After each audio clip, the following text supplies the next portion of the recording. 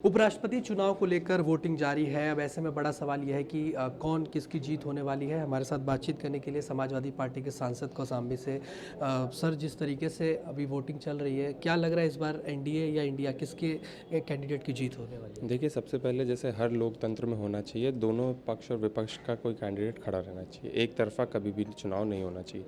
तो इंडिया गठबंधन ने भी अपना कैंडिडेट खड़ा करने का काम किया है। सुदर्शन रेड्डी जी बहुत जाने माने जज रहे हैं। उनका पूरा जीवन जो रहा है वो उन लोगों को न्याय दिलाने के लिए रहा है जो न्याय से वंचित रहे, जो दर दर भटक रहे थे, और जब उन्होंने उनका दरवाज़ा खटखटाया तो उन लोगों को न्याय मिला है।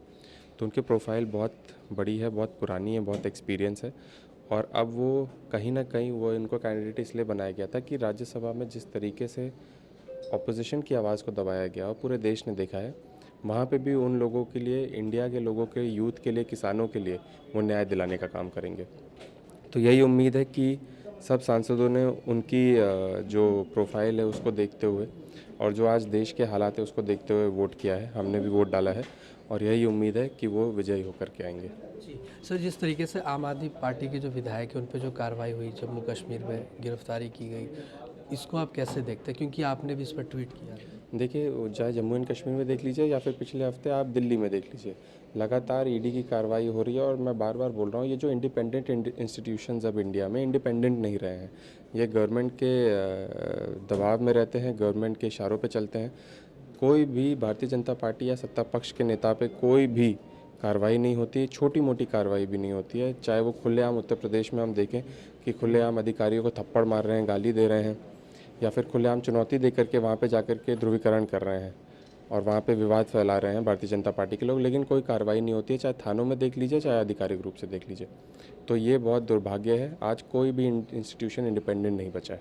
जिस तरीके से देश के अलग अलग राज्यों में बाढ़ जैसे हालात है, पंजाब, हिमाचल या और राज्यों में, आज पीएम मोदी दौरा कर रहे हैं, उन जगहों पे जा रहे हैं, इसको आप कैसे देखते हैं?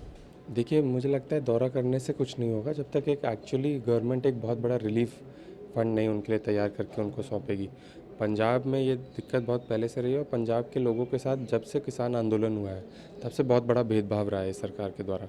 आज सिर्फ कैमरा और मीडिया ऑप्स के लिए अगर प्रधानमंत्री जी वहाँ पे जा रहे हैं, हेलीकॉप्टर से जाकर के बाढ़ का जायज़ा लेंगे और वहाँ पे देखेंगे, निरीक्षण करेंगे, मुझे लगता है उससे कोई लोगों को लाभ नहीं मिलेगा जब तक एक बहुत बड़ा आर्थिक मदद वहाँ पंजाब के लोगों को, जिनका घर उजड़ा है, खेत उजड़ गया है, परिवार तबाह हो गए, उनको नहीं मिलेगा।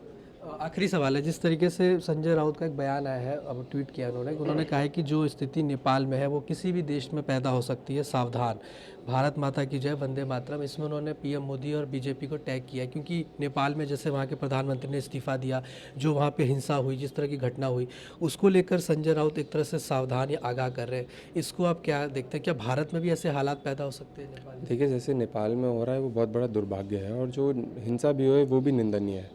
लेकिन मैं मानता हूँ कि संजय राउत जी ने किस संदर्भ में ये बात रखी है कि आज जो तानाशाही चल रही है हमारे भारत में, कहीं ना कहीं जब नौजवान सड़कों पे है और बेरोज़गार घूम रहा है और ना एग्ज़ाम देने जाता है तो पेपर लीक हो जाता है, तो उनके जितने भी राइट्स हैं उन पे बहुत अपनी आँख गड़ा करके सरकार बैठी हुई है। उनके फ्यूचर को लेकर के कोई सरकार के पास जवाब नहीं है।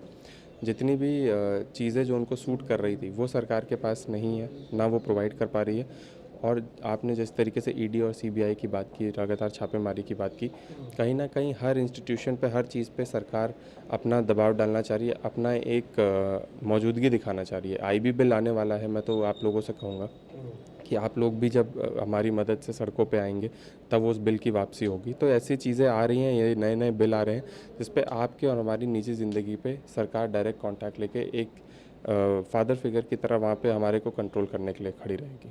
जी, धन्यवाद आपका। तो देखिए, हमने बातचीत करी समाजवादी पार्टी के सांसद पुष्पेंद्र सरोज से। वीडियो जर्नलिस्ट मयंक कटारिया के साथ हिमांशु दुबे, डेली 24 भारत, दिल्ली।